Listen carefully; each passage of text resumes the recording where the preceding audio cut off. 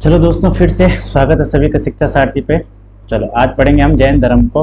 पिछली वीडियो में हमने पढ़ा था वैदिक काल को। ठीक है भाई, वैदिक काल में हमने पढ़ा होगा प्रमुख नदियाँ, प्रमुख देवता, पुराने नदियों के नाम, प्रमुख यज्ञ, सभा समिति और विद्युत के बारे में पढ़ा होगा कि वैदिक काल की शुरुआत कब से कब तक मानी जाती है। उसमें दो पार्टीशन पढ़े होंगे, ऋग वैदिक काल, उत्तर वैदिक काल। फिर हमने कहा होगा कि आर्य कहाँ से आए। अलग अलग इतिहासकारों ने अलग अलग मत दिया है कि किसी ने कहा है मध्य एशिया से आए, मैक्स मुलर जिसे हम मानते हैं मध्य एशिया से। किसी ने कहा तिब्बत से आए हैं, जहां हम कहते हैं दयानंद सरस्वती। और एक ने कहा था उत्तरी ध्रुव से आए हैं, बाल गंगाधर तिलक ने। तो आज की वीडियो में हम पढ़ेंगे जैन धर्म। तो जैन धर्म के बारे में सबसे पहले हमें क्या पता होना चाहिए, जैन धर्म था क्या भाई। जैन धर्म, अच्छा थोड़ा सा पैड पे लिखने में प्रॉब्लम है तो समझते जाना भाई, ठीक है, कि कहाँ पर क्या लिखा जा रहा है। तो जैन धर्म कुछ नहीं, ऐसा कहा जाता है कि अलग से एक विचारधारा है। विचारधारा मतलब अलग से मानते हैं लोग खुद के, उनके कुछ अलग अलग से विचार है कि ऐसा होना चाहिए, ऐसा नहीं होना चाहिए, मूर्ति पूजा होनी चाहिए कि नहीं होनी चाहिए। जैन धर्म में बहुत सारे तीर्थंकर आए हैं, तो अभी पूरे जैन धर्म को एक्सप्लेन करते हैं, ठीक है। चलो, तो जैन धर्म में सबसे पहले हमें क्या पढ़ना है कि जैन धर्म बना कहाँ से, जैन शब्द जो आया है ये कहाँ से आया है। तो सबसे पहले इसके लिए नोट सही से बनाना भाई सब है, ठीक है। संस्कृत भाषा से ऐसा कहा जाता है, संस्कृत भाषा में एक शब्द होता है जीन, जीन शब्द होता है संस्कृत में, और उसी जीन से बना है जैन। और अब जीन का भी अर्थ पूछ ले कि जीन शब्द का अर्थ क्या होता है, तो जीन शब्द का अर्थ विजेता होता है भाई। क्या होता है? विजेता, ठीक है। चलो, विजेता होता है जीन शब्द का अर्थ। तो पहली चीज हमने सीखा कि जैन धर्म आया कहां से, संस्कृत भाषा से आया है, और इसमें भी कौन से शब्द से, जीन शब्द से। दूसरा कि जैन धर्म में कितने तीर्थंकर, जिन्होंने कहा था क्या कि जैन धर्म को मतलब नॉलेज दिया था उन्होंने जैन धर्म के बारे में। तो यहाँ पर सबसे पहला स्टार जो बनेगा वो यही बनेगा कि जैन में कितने हुए हैं, 24 तीर्थंकर। 24 तीर्थंकर हुए। तीर्थंकर को हम गुरु समझ सकते हैं, तीर्थंकर को, ठीक है। 24 तीर्थंकर हुए, क्लियर। तो 24 तीर्थंकर हुए जैन धर्म में। चलो, अब 24 तीर्थंकर है तो इन 24 तीर्थंकरों को पढ़ना पड़ेगा। सबसे पहले एक शब्द आ रहा है तीर्थंकर। तीर्थंकर शब्द क्या है, तो सबसे पहले यहाँ पर तीर्थंकर ही समझ लेते हैं। तीर्थंकर, तीर्थंकर का अर्थ क्या होता है, तो तीर्थंकर का डैश अर्थ लिखेंगे कि दुख भरे संसार से पार कराने वाला भाई, ठीक है। क्या होता है इसका अर्थ, दुख भरे संसार से, दुख भरे संसार से पार कराने वाला, संसार से पार कराने वाला। तो अभी हमने क्या सीखा, जैन धर्म आया कहां से, संस्कृत भाषा से आया है, जीन शब्द से आया है जिसका अर्थ विजेता होता है। और जैन धर्म में 24 तीर्थंकर, जिन्हें हम कह सकते हैं कि गुरु भाई, जिन्होंने जैन धर्म का ज्ञान बांटा, ठीक है। 24 तीर्थंकर हुए। 24 तीर्थंकर में हम कह रहे हैं कि तीर्थंकर का अर्थ क्या होता है, तीर्थंकर शब्द का अर्थ क्या है, तो दुख भरे संसार से पार कराने वाला, क्लियर है। चलो, तो यहाँ पर आगे चलते हैं थोड़ा सा। अब हम कहेंगे कि 24 तीर्थंकर हुए, तो ये 24 तीर्थंकर कौन कौन से हुए, नंबर 1 लिखेंगे कि जो पहला तीर्थंकर था वो था ऋषभदेव। कौन था? ऋषभदेव, ऋषभदेव, ऋषभदेव, ठीक है भाई। ऋषभदेव के बारे में कहा जाता है कि ऋषभदेव ने जैन धर्म को इस्टेब्लिश किया था। तो ये क्या हो जाएगा, संस्थापक हो जाएगा, संस्थापक, ठीक है। लेकिन जैन धर्म में हमने पढ़ा होगा कि जैन धर्म का एक वास्तविक संस्थापक भी तो है, कि वास्तविक संस्थापक कौन है। तो अभी आगे पढ़ेंगे, वास्तविक संस्थापक महावीर स्वामी को कहा जाता है। उसका रीजन क्या है, क्योंकि देखो भाई, जैन धर्म में क्या होता है, जैन धर्म में पहले गुरु से लेकर और 23वें गुरु तक, ठीक है, पहला ऋषभनाथ और 23वें पार्श्वनाथ, पार्श्वनाथ तक जैन धर्म में कंटिन्यूअसली क्या हुआ, तीर्थंकर हुए, गुरु हुए। लेकिन जब पार्श्वनाथ की हो जाती है मृत्यु, तो जैन धर्म लगभग समाप्ति की तरफ हो गया था कि समाप्त होने वाला है, कोई नहीं जानता था जैन धर्म को। लेकिन फिर लगभग पार्श्वनाथ से 250 वर्ष, 250 वर्ष बाद, 250 वर्ष का गैप रहता है इनके बीच में, तब आता है महावीर स्वामी, ठीक है। महावीर स्वामी के बारे में कहा जाता है कि 540 में इसका जन्म हो रहा है। कुंडग्राम जो नेपाल के बॉर्डर पे लगता है, बिहार का उत्तरी जिला, बिहार का उत्तरी क्षेत्र, कुंडग्राम में इसका जन्म होता है। और ऐसा कहा जाता है कि महावीर स्वामी ने जब जैन साहित्य को, जैन ग्रंथों को पढ़ा, तो दोबारा से उसके माइंड में एक विचार आया कि क्यों ना जैन धर्म को आगे बढ़ाया जाए। और क्या होता है, और यहाँ पर जैन धर्म को आगे बढ़ाता है। इसलिए कहा जाता है कि जैन धर्म का वास्तविक संस्थापक कौन है भाई, महावीर स्वामी है, क्लियर। चलो, तो आगे चलते हैं। अभी हमने क्या पढ़ा, अभी हमने पढ़ा कि जैन धर्म शब्द आया कहां से, इसका अर्थ क्या होता है, इसमें कितने तीर्थंकर थे और तीर्थंकर का अर्थ क्या होता है। दूसरा हमने कहा प्रथम ऋषभदेव था। चलो, तो इसको मिटाते हैं, अब आगे चलते हैं, ठीक है भाई, ठीक है। तो अब है हमारा पहला, जो हमने कहा कि पहला कौन था, पहला था हमारा ऋषभदेव, ठीक है। तो अब पढ़ते हैं ऋषभदेव को। तो ऋषभदेव क्या है, संस्थापक भी है, ऋषभदेव, ऋषभदेव इसका संस्थापक है भाई, क्या है, संस्थापक, चलो संस्थापक पढ़ लिया हमने। दूसरा कहेगा कि ऋषभदेव संस्थापक तो है, दूसरा स्टार इसके बारे में कि खास पॉइंट कि ऐसा कहा जाता है ऋग्वेद के अनुसार कि इसका संबंध संबंध मतलब इसका रिश्तेदार संबंध किससे माना जाता है, ऐसा कहा जाता है कि श्री कृष्ण का संबंधी है, श्री कृष्ण का रिश्तेदार है भाई, श्री कृष्ण के साथ इसके कनेक्शन बताया जाता है श्री कृष्ण के साथ। ठीक है, चलो भाई ये भी हमने सीखा कि ऋषभदेव का कनेक्शन किससे है, श्री कृष्ण के साथ। चलो आगे चलते हैं। तो 3 याद रखना भाई टॉप के, क्योंकि पूछ सकता है पहला, दूसरा और तीसरा कि जैन धर्म के टॉप तीर्थंकर। नंबर 1 हमने कहा ऋषभदेव है भाई, ऋषभदेव, क्लियर है, ऋषभदेव। लेकिन इनके सिंबल भी तो पूछ सकता है कि इनके सिंबल क्या है। तो ऋषभदेव का सिंबल क्या था, तो इसका सिंबल था सांड या बैल। ठीक है, सांड बोलो या बैल बोलो। दूसरे नंबर का हुआ अजीतनाथ, अजीतनाथ, अजीतनाथ। अजीतनाथ का सिंबल की बात करेगा कि जैनों के दूसरे तीर्थंकर कौन थे, अजीतनाथ थे। और इसका सिंबल क्या था, इसका सिंबल था अजीतनाथ, जिससे कोई जीत नहीं सका। ऐसा याद रख लेना, हाथी से कौन जीत सका भाई आज तक, तो इसका सिंबल था हाथी। तीसरा हुआ संभवनाथ, संभवनाथ। ठीक है, संभवनाथ, संभवनाथ का वो क्या था सिंबल, इसका था घोड़ा। ठीक है भाई, घोड़ा। चलो भाई घोड़ा इसका सिंबल था। चलो भाई घोड़े के पर्यायवाची विद्या के लिए जब घोड़ा शब्द आया हिंदी में काम आएगा। घोड़े का था वाजी, घोड़े का क्या होता है वाजी, घोड़े का वाजी होता है, घोड़े का सैंधव होता है, सैंधव याद रखना भाई, सैंधव। ठीक है, घोड़े का और क्या होता है, घोड़े का होता है तुरंग, तुरंग होता है घोड़े का, तुरंग। घोड़े का क्या होता है, घोड़े का होता है रविपुत्र, रविपुत्र। ठीक है, चलो फिर ये घोड़े के होते हैं अश्व, घोड़े का होता है संस्कृत में अश्व। ठीक है भाई, अश्व। चलो ये याद रखना और आगे चलते हैं। तो ये 3 टॉप के याद रखना, ऋषभदेव का प्रतीक चिन्ह सांड है बैल, अजीतनाथ का हाथी और संभवनाथ का क्या है घोड़ा है भाई। चलो ऐसे चलते चलते क्या होता है, ऋषभदेव में कुछ डाटा है नहीं, कुछ खास पढ़ने को है नहीं, अजीतनाथ में भी नहीं है। ऐसे कहा कि 1 से लेकर क्रमागत तरीके से 23 तक, 23वां कौन सा था, ये था पार्श्वनाथ, पार्श्वनाथ, पार्श्वनाथ हुआ भाई।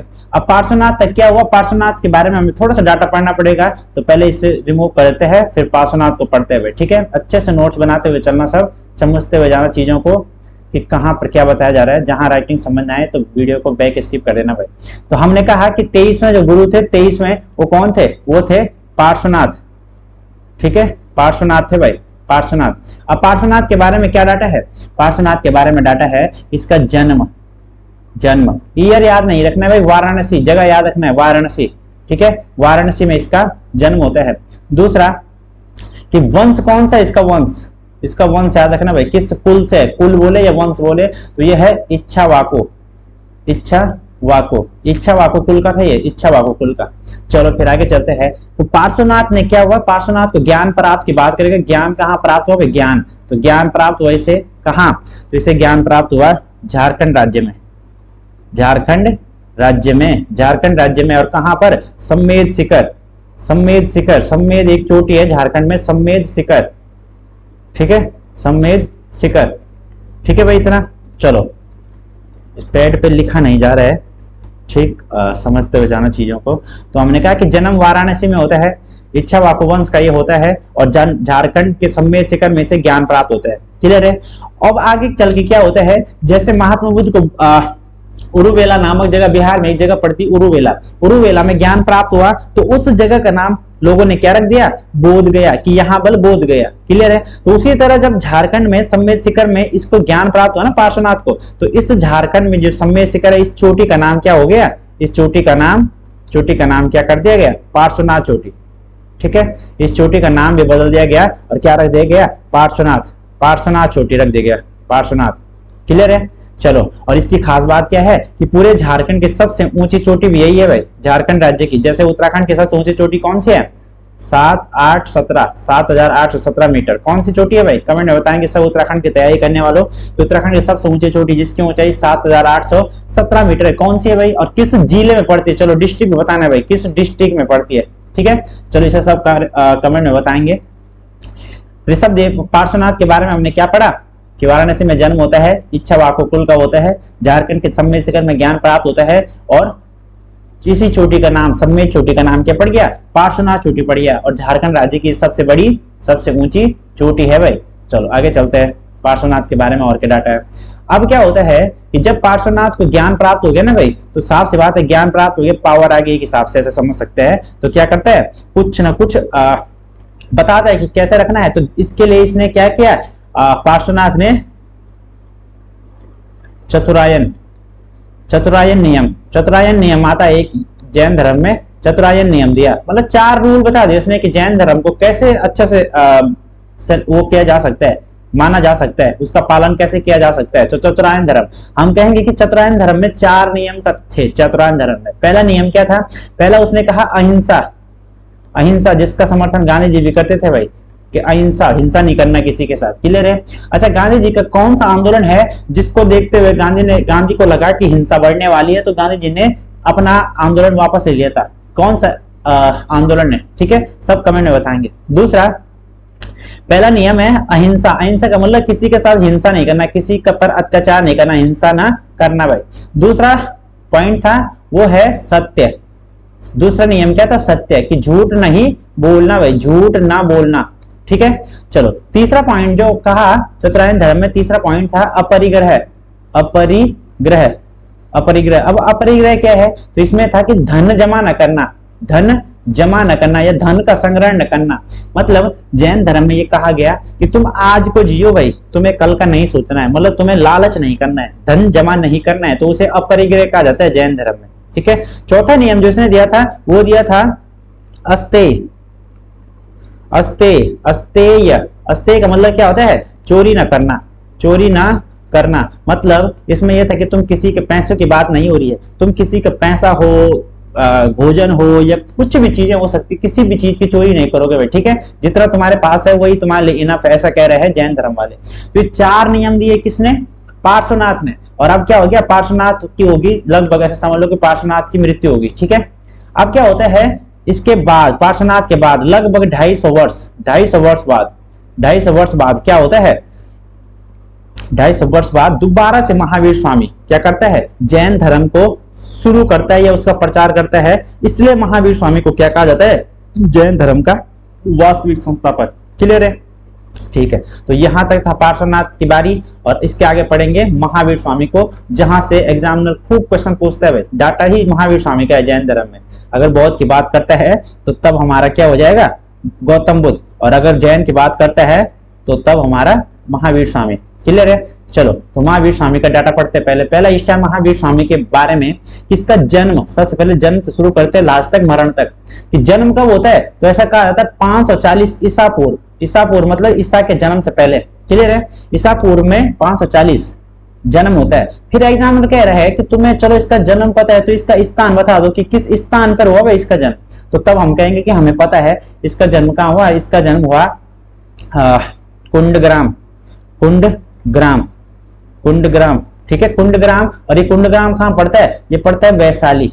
और वैशाली कहाँ पड़ता है, ये पड़ता है बिहार में, बिहार में। और अगर यहाँ पे पूछेगा किस क्षेत्र में, तो बिहार के उत्तरी क्षेत्र में, ठीक है, नेपाल से टच होता है कुंडग्राम, क्लियर है भाई। चलो अच्छा, कुंडग्राम तो यहाँ पर है बिहार में। कुंडलग्राम कहाँ है, कुंडल वन जिसे कह सकते, कुंडल वन, कुंडल वन किस जगह है भाई, कुंडल वन जहाँ पे बौद्ध संगीति भी होती है, ठीक है।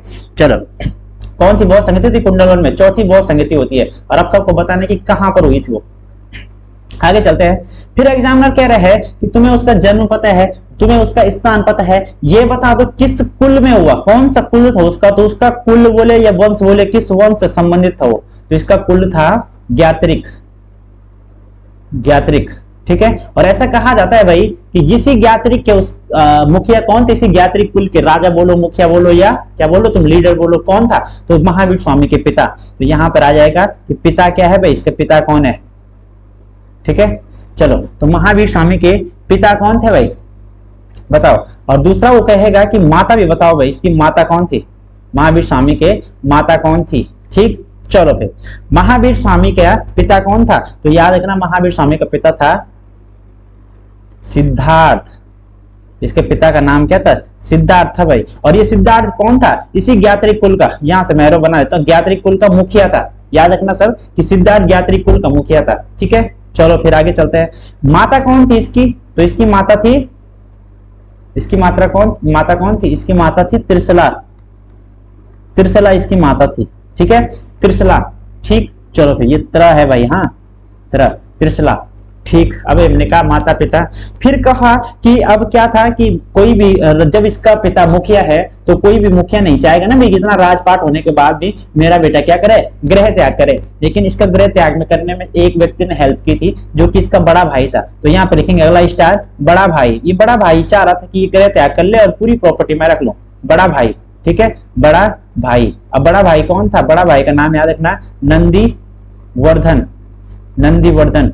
ठीक है, चलो अब बड़ा भाई नंदीवर्धन है तो तब छोटे भाई का नाम याद रखो कि महावीर स्वामी छोटा हुआ ना भाई, तो महावीर के बचपन का नाम क्या था, बचपन, बचपन का नाम तो डैश करके लिखना, उसका नाम था बचपन का नाम वर्धमान, वर्धमान। इसके बचपन का नाम क्या था, वर्धमान। तो अभी हमने कहा कि पिता सिद्धार्थ हुआ, माता त्रिशला हुई, पिता कौन था, गायत्री कुल का मुखिया। बड़ा भाई नंदीवर्धन हुआ, बचपन का नाम क्या था, वर्धमान था इसका बचपन का नाम। थोड़ा सा आगे चलते इसका पूरा खानदान पढ़ लेते आज, और कल की क्लास पार्ट 2 पार्ट में आएंगे भाई जैन धर्म की वीडियो। ठीक है, एक पार्ट में जैन धर्म का थोड़ा बेस और अगले में पूरी फिनिशिंग कर लेंगे। ठीक है, तो अभी हमने कहा कि इसके भाई पढ़ लिया, उसके बचपन का नाम पढ़ लिया, अब उसका पढ़ेंगे पत्नी, उसी के नीचे चलना भाई है। पत्नी कौन थी इसकी भाई, तो इसकी पत्नी में याद रखेंगे इसकी पत्नी थी यशोधरा, यशोधरा, यशोधरा थी भाई, यशोधरा। तो इसकी पत्नी का नाम यशोधरा था। अब इसकी एक पुत्री भी होगी भाई, एक पुत्री भी है इसकी, तो उसकी पुत्री का नाम क्या था, उसकी पुत्री का नाम था प्रियदर्शनी, प्रियदर्शनी। ठीक है, प्रियदर्शिका या प्रियदर्शनी। ठीक, या उसी को कहा जाता है अन्नोजा, क्या कहा जाता है, अन्नोजा कहा जाता था। ठीक है, अब आगे चलते हैं कि अगला स्टार कि इसका दामाद, दामाद भी तो बना होगा ना जब पुत्री थी, तो वो था जमाली। कौन था दामाद, जमाली भाई। फिर और आगे चलते हैं, कह रहे हैं कि गृह त्याग, गृह त्याग, गृह त्याग मतलब गृह कब छोड़ा उसने, गृह त्याग। तो गृह त्याग की बात करेगा तो यहाँ पे हम लिखेंगे कि 30 वर्ष की उम्र में उसने गृह त्याग किया, 30 वर्ष की आयु में। ठीक है, जब 30 वर्ष का था तो उसने अपने बड़े भाई नंदीवर्धन से डिस्कस किया कि मैं ज्ञान की तलाश में जाना चाहता हूं, मुझे घर छोड़ना है। तो नंदीवर्धन अभी कहा ना कि नंदीवर्धन लालच में था कि पूरी प्रॉपर्टी मैं रखूंगा, और क्या कह दिया, हाँ भाई जाओ तुम गृह त्याग कर सकते हो, ज्ञान अच्छी चीज होती है, ज्ञान पाने के लिए तुम जाओ। क्लियर है, अब उसने गृह त्याग किया 30 वर्ष की आयु में, और कहां पर चले गया, तो यहाँ पर लिखेंगे ज्ञान प्राप्त। अगला पॉइंट ज्ञान प्राप्त, ज्ञान प्राप्त। अब उसे ज्ञान प्राप्त कहां हुआ, तो याद रखना जाम्बिक नगर, जाम्बिक, जाम्बिक नगर। ठीक है भाई, जाम्बिक नगर में होता है। और नदी पूछ लेगा वो, अब कहेगा कि ज्ञान प्राप्त जाम्बिक नगर। फिर दूसरा पॉइंट पूछेगा कि कितना समय लग गया उसे ज्ञान प्राप्त करने में, तो उसे लग गए 12 वर्ष। तो अब 12 वर्ष, ठीक है भाई, 12 वर्ष उसे ज्ञान प्राप्त करने में लग गए। तो अब कितने वर्ष की आयु में उसे ज्ञान प्राप्त हुआ, तो 30 में उसने घर छोड़ा, तो 30 से 12 42 वर्ष। तो 42 वर्ष की आयु में उसे ज्ञान प्राप्त हुआ भाई, 42 वर्ष की आयु में। ठीक है, चलो आगे चलते हैं।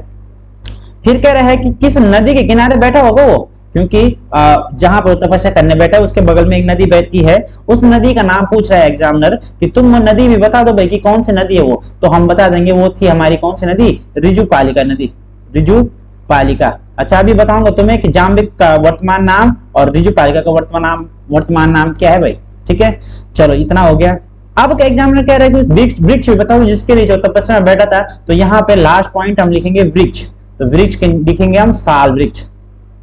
ठीक है भाई, महात्मा बुद्ध की बात करेगा तो तब पीपल वृक्ष होगा, लेकिन महावीर स्वामी की बात कर रहे हैं तो यहाँ पर हो जाएगा साल वृक्ष। क्लियर है, चलो अब थोड़ा सा आगे समझना। कहेगा कि जिस जगह महावीर स्वामी को ज्ञान प्राप्त हुआ जाम्बिक नगर, उसका वर्तमान नाम क्या है, या फिर वर्तमान में किस नाम से जानी जाती है भाई वो जगह, तो वहां पे हम लिखेंगे राजगीर।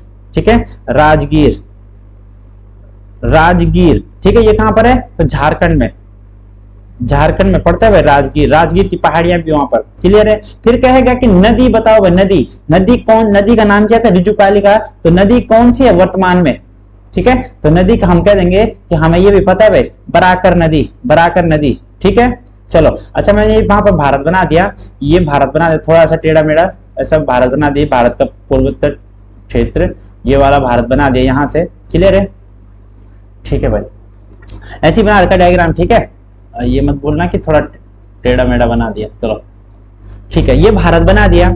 अब यहाँ पर देखो, यहाँ पर पड़ता है हमारा कौन सा राज्य, यहाँ पर पड़ता है झारखंड।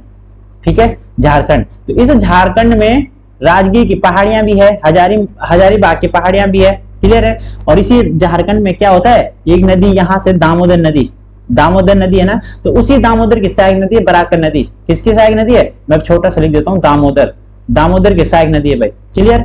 अच्छा, ये तो है बराकर नदी, लेकिन एक यहाँ पर एक राज्य पड़ता है हमारा मणिपुर, कोने पे मैंने मैप थोड़ा टेढ़ा बना रखा है, मणिपुर। यहाँ मणिपुर से एक नदी निकलती है जिसका नाम है बराक नदी। कौन सी, बराक नदी, बराक, ये बराक है और ये बराकर है, याद रखना भाई। बराक नदी का संबंध मणिपुर राज्य से है, बराकर नदी का संबंध झारखंड से है, क्लियर है, इतना समझ में आया सबको, ठीक है। अब क्या होता है कि जब इसे 12 वर्ष ज्ञान प्राप्त हो गया ना भाई, तो जब इसे ज्ञान प्राप्त हुआ तो जैसे हमारे में ज्ञान कहा जाता है कि उसे नॉलेज गेन हो गया, कि ज्ञान है उसे, तो इसने जब ज्ञान प्राप्त किया तो यहाँ पर लिख लेंगे ज्ञान को जैन धर्म वालों ने क्या कहा, कैवल्य कहा। कैवल्य क्या कहा, कैवल्य, कि क्या है, किसी को कैवल्य प्राप्त है भाई, महावीर स्वामी को कैवल्य प्राप्त है। अरे जैसे हम कहेंगे ना उसे अच्छा ज्ञान है, तो वहां पे कहते थे कि उसे अच्छा कैवल्य है, कैवल्य कहते थे वो सब ज्ञान को, कैवल्य शब्द से जाना जाता था, क्लियर है। अब क्या हुआ होगा कि महावीर स्वामी को जब ज्ञान प्राप्त हो गया, साफ सी बात है, ज्ञान प्राप्त किया और ऐसे शांत तो बैठे नहीं रहेगा भाई, अपने ज्ञान का प्रचार प्रसार करेगा। तो वो यहीं पर अगला पॉइंट कि ज्ञान प्राप्ति के बाद प्रथम उपदेश उपदेश मतलब लेक्चर, अब लोगों को बांट रहा है ना भाई अपना नॉलेज। प्रथम उपदेश कहां पर दिया, तो यहां पर दिया राजगृह में, क्लियर है। ये कहां पढ़ते हैं, बिहार में, ठीक है। राजगृह में उसने पहला उपदेश दिया। और अब एग्जामिनर ये कह रहा है कि पहला उपदेश तुम्हें पता है कि राजगृह में दिया, ये बताओ कि माध्यम क्या था। माध्यम मतलब किस भाषा का उसने माध्यम बनाया, तो माध्यम, भाषा का माध्यम क्या था, डैश करके प्राकृत भाषा, क्लियर है भाई, प्राकृत भाषा।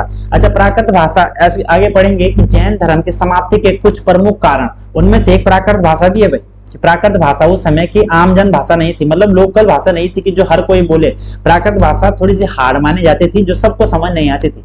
तो इसलिए एक रीजन ये भी था कि जैन धर्म जल्दी खत्म हो गया, ठीक है। दूसरा कि जैन धर्म को अच्छे राजाओं का समर्थन नहीं मिला। तीसरा कि जैन धर्म में महिलाओं का सम्मान नहीं था ना भाई, क्योंकि जैन धर्म, अभी पढ़ेंगे महावीर स्वामी की जब मृत्यु हो जाती है तो जैन धर्म 2 शाखाओं में बढ़ जाता है, श्वेतांबर और दिगंबर। तो एक शाखा मान रही है कि महिलाओं को मोक्ष मिल सकता है, महिलाएं अच्छी होती है। दूसरा शाखा कह रहा है कि महिलाओं को मोक्ष नहीं मिल सकता भाई, महिलाएं यहीं भटकेंगी, उनका पुनर्जन्म होता जाएगा, क्लियर है। तो वहां पर सम्मान नहीं था, इसलिए लोगों ने इसे एक्सेप्ट नहीं किया ज्यादा, क्लियर।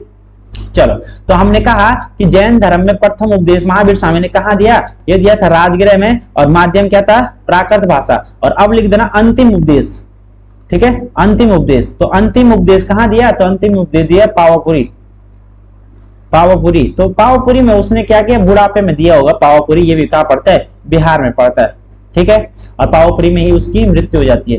लेकिन मृत्यु से पहले थोड़ा कुछ समझते हैं कि क्या हुआ था इसमें, और कुछ देखते हैं भाई, ठीक है। अब जब महावीर स्वामी को ज्ञान प्राप्त हो गया, तो जैसे पार्श्वनाथ को ज्ञान प्राप्त हो तो उसने चतुरायन धर्म दिया भाई, ठीक है। तो यहाँ पर महावीर स्वामी ने क्या किया, अगला स्टार उसी के नीचे, महावीर स्वामी ने पंचायतन नियम दे दिया। पंचायतन शैली में कौन सा मंदिर बना है, वो भारत का पंचायतन नियम, मतलब 5वां नियम दे दिया उसने, ठीक है। वो तो चतुरायन नियम था, ये पंचायतन नियम का होता है। उसने कहा कि वो 4 ठीक है, उन 4 से मैं एग्री हूं, लेकिन तुम्हें 5वां नियम, अगर जैन धर्म को मानना है सख्ती से, तो तुम्हें क्या मानना पड़ेगा, 5वां नियम, जो कि क्या है, जो कि है ब्रह्मचर्य, ठीक है। अच्छा, ये भी रीजन था भाई कि जैन धर्म ज्यादा समय तक नहीं चला, ब्रह्मचर्य मतलब सीधा सीधा कहेगा कि जैन धर्म के नियम बड़े कठोर थे, ब्रह्मचर्य में रहना पॉसिबल नहीं है ना भाई, आसान नहीं है ना ब्रह्मचर्य में रहना, तो इसलिए लोगों ने इसे स्वीकार नहीं किया भाई ज्यादा। अगला स्टार चलते हैं, अगला पॉइंट कि इसने पंचायतन धर्म दिया और ब्रह्मचर्य को इसने क्या कर दिया, ऐड कर दिया। आगे अब जब उसे ज्ञान प्राप्त हुआ तो उसने ज्ञान प्रचार के लिए क्या किया, ज्ञान प्रचार के लिए उसने एक संघ बनाया।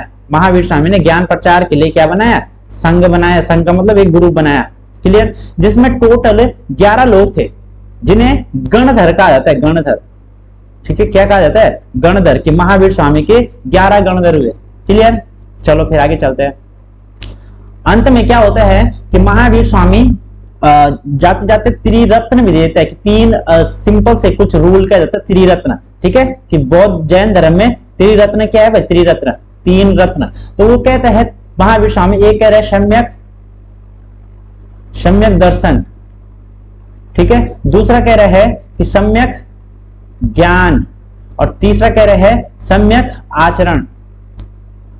क्या मतलब हुआ इसका कि महावीर स्वामी कह रहा है सम्यक सम्यक से मतलब सम्यक का मतलब होता है सही डायरेक्शन में, मतलब सही डायरेक्शन में। क्लियर है। दर्शन मतलब वो कह रहे हैं कि सही दिशा में तुम भक्ति करो। क्लियर है कि किसी को भी पूजना, वैसे तो जैन धर्म में हम कहेंगे कि महावीर स्वामी ने क्या कहा था कि मूर्ति पूजा का खंडन किया था भाई। उसने कहा था कोई भगवान नहीं होता है, तुम क्या करते हो, तुम पत्थर को पूजते हो। क्लियर है। तो मूर्ति पूजा को उसने खंडन किया था।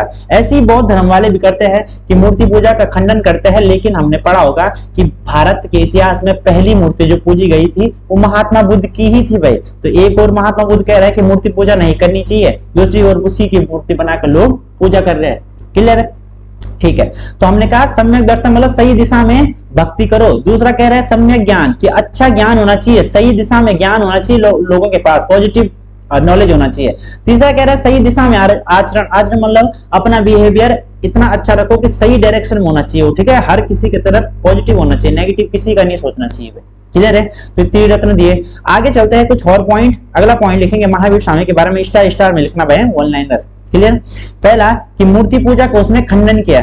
अभी मैंने कहा ना मूर्ति पूजा को उसने क्या किया, खंडन किया। दूसरा पुनर्जन्म को माना है, पुनर्जन्म को माना है भाई, पुनर्जन्म को कि महावीर स्वामी का कहना था कि हर व्यक्ति का पुनर्जन्म होता है, लेकिन किन व्यक्ति का।